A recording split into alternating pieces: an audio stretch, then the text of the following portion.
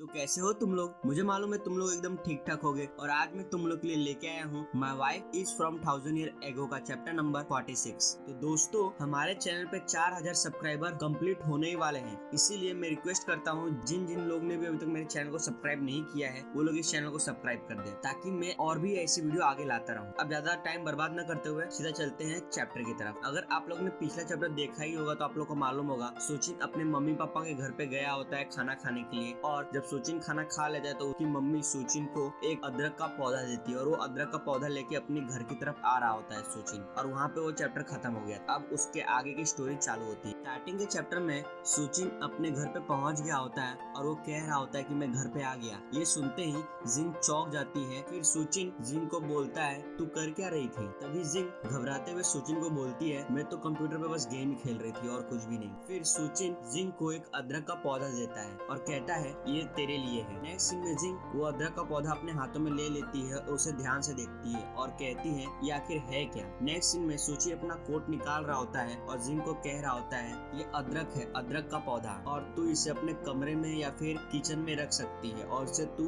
उगते हुए देख सकती है, बहुत ही अच्छा लगता है और तुझे सूट भी करेगा। नेक्स्ट सीन में जिंग अदरक को लेके जा रही होती है और सुचिन को कह रही होती है मैं इसे किचन में रख दूंगी। फिर जिंग को दिखाया जाता है जिंग उसे किचन में रख रही होती है और सुचिन उसे देख रहा होता है और सुचिन कुछ भी नहीं बोलता, वो बस अपने ही मन में खोया होता है। नेक्स्ट सीन में सुचिन जिंग के पास आ जाता है और जिंग को पूछता है क्या तू अभी भी गेम खेलने जा रही है? तभी जिंग सुचिन को कहती है अभी नहीं, अब मैं कल खेलूंगी और वैसे भी अभी सोने का टाइम हो गया है। नेक्स्ट सीन में सुचिन सोफा की तरफ जा रहा होता है और जिंग को कह रहा होता है याद रखना कि तुझे अपनी सेहत का ख्याल भी रखना है, क्योंकि अभी बाहर मौसम बदल रहा है, इसीलिए तू बीमार भी हो सकती है और 2 या 3 हफ्ते में ये मौसम फिर से नॉर्मल हो जाएगा और तू मेरे पास आके बैठ थोड़ी देर के लिए। और जिंग पीछे से आ रही होती है और सोचती है क्यों मुझे अपने पास बुला रहा है। नेक्स्ट सीन में सुचिन और जिंग एक साथ सोफा पे बैठ गए होते हैं और नेक्स्ट सीन में जिंग सुचिन की तरफ मुड़ के कह रही होती है आखिर क्या हुआ, तूने मुझे इधर बैठने के लिए क्यों कहा? सुचिन एकदम स्टाइल से जिंग को कहता है तू मुझे अपना हाथ छूने के लिए दे बस थोड़ी देर के लिए। ये सुनते ही जिंग चौंक जाती है और कहती है बिल्कुल नहीं। नेक्स्ट सीन में सुचिन जिंग को कह रहा होता है मैं तो बस ये देखना चाहता था कि तेरा हाथ ठंडा है या नहीं। फिर जिंग चिल्ला के कहती है मेरा हाथ ठंडा नहीं है।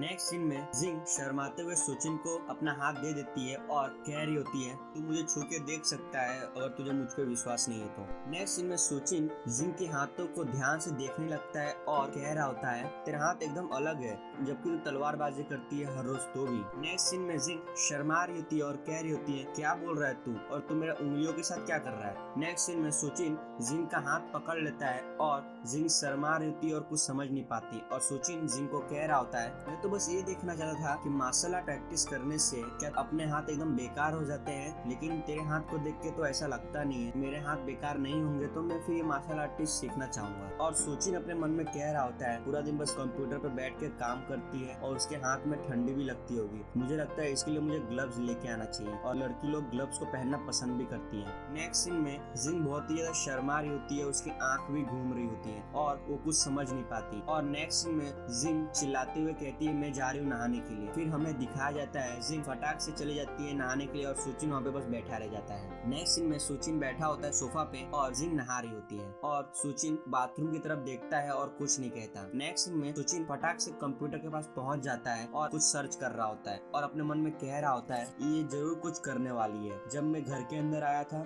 तब ये बहुत ही अजीब हरकत कर रही थी, मुझे चेक करने दे आखिर ये आगे करने क्या वाली है। नेक्स्ट सीन में सुचिन कंप्यूटर पे सर्च हिस्ट्री देख रहा होता है कि जिंग ने आखिर क्या क्या सर्च किया होता है और उसे बहुत कुछ मिल जाता है और सुचिन अपने मन में कह रहा होता है ऐसा लगता है कि ये सर्चिंग की मास्टर निकली और उसने बहुत ही अजीब अजीब तरीके के सर्च किए इंटरनेट पे और मुझे मालूम नहीं आखिर इसके दिमाग में चल क्या रहा है। नेक्स्ट में सुचिन कंप्यूटर के सामने बैठा होता है और कुछ कर नहीं पाता और बस सोच रहा होता है। नेक्स्ट सीन में जिंग नहा के बाहर निकल रही होती है और सुचिन मोबाइल पे बस देख रहा होता है और जिंग सुचिन को कह रही होती है मैं नहा ली, तू भी जाके अब नहा सकता है। नेक्स्ट सीन में सुचिन जिंग को एकदम ध्यान से घूर रहा होता है और जिंग चौंक जाती है। फिर सुचिन सोफा से उठ जाता है और जिंग को कहता है चल मैं तेरे बाल सुखा देता हूँ। फिर जिंग अपने मन में कह रही होती है सुचिन मुझे अजीब तरीके से क्यों घूर रहा था, और कह रही होती है अगर ध्यान से देखो तो जब से आया तब से ये अजीब सी हरकतें किए जा रहा है। फिर हमें सुचिन को दिखाया जाता है सुचिन हेयर ड्रायर का प्लग बोर्ड में लगाने वाला होता है और जिंग को कह रहा होता है मैं तुझे एक बात बता दूं,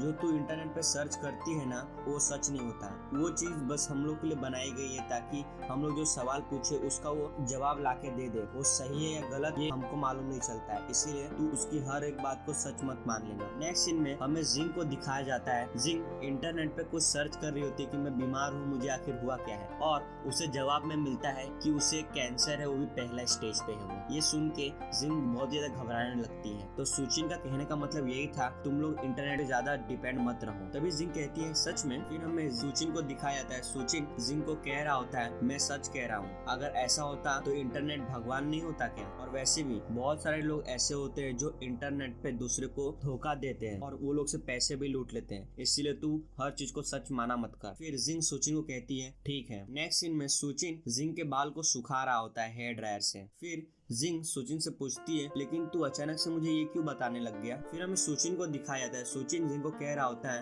वैसे इसका तो कोई कारण नहीं है, लेकिन मैंने सोचा कि तुझे जितना हो सके उतना जल्दी मैं तुझे इन सब चीजों के बारे में बता दूं। और कहता है मैं ये नहीं कह रहा कि मेरे को मालूम है कि तूने क्या क्या सर्च किया है और कैसी कैसी अजीब चीजें सर्च की है, मैं तो बस तुझे इसीलिए बता रहा हूँ कि तुझे आगे ये सब मालूम रहे। नेक्स्ट सीन में आधी रात हो गई होती है और हमें सुचिन को दिखाया जाता है। सुचिन अपने कमरे में सोया हुआ होता है और अपने मन में कह रहा होता है जिंग जिस तरीके से सब चीज सीख रही है उसे देख के लगता है कि जिंग बहुत ही जल्दी हमारे समय में रहने लायक बन जाएगी। नेक्स्ट में सुचिन अपने हाथों को देखता है और अपने मन में कह रहा होता है मैं खुद को धोखा दे रहा था कि वो मेरी गर्लफ्रेंड बन सकती है, और क्या मैं उसे छोड़ दूं दूसरे के लिए और वो किसी और के साथ खुश रह पाएगी। नेक्स्ट सीन में सुचिन उसी हाथ से अपने आप को मार लेता है और शर्माते हुए कह रहा होता है मैं क्या मजाक कर रहा हूँ, मुझे कोई दूसरा रास्ता ढूंढना पड़ेगा जिससे कि वो मेरी गर्लफ्रेंड बन जाए और उसे मैं अपना बना के रहूंगा, चाहे कुछ भी हो जाए उसे मैं अपनी गर्लफ्रेंड बनाऊंगा ही बनाऊंगा। नेक्स्ट सीन में हमें जिंग को दिखाया जाता है। जिंग सुबह सुबह उठ गई होती है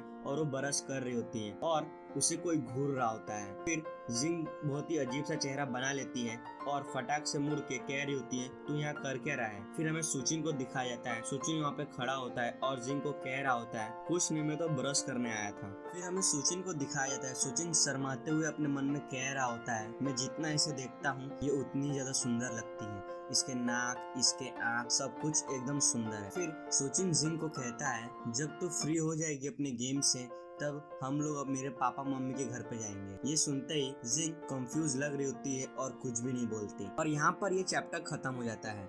अगर आप लोग इस चैनल पे नए हैं तो चैनल को सब्सक्राइब करना बिल्कुल मत भूलना और साथ ही बेल आइकन दबा देना। अगर आप लोग किसी और टॉपिक पे वीडियो चाहिए तो मेरे को कमेंट कर देना, मैं उस टॉपिक पे वीडियो जरूर बनाऊंगा। हम लोग अगली बार मिलेंगे my wife from 1000 year ago का चैप्टर नंबर 47 में। तब तक के लिए टाटा और बाय बाय।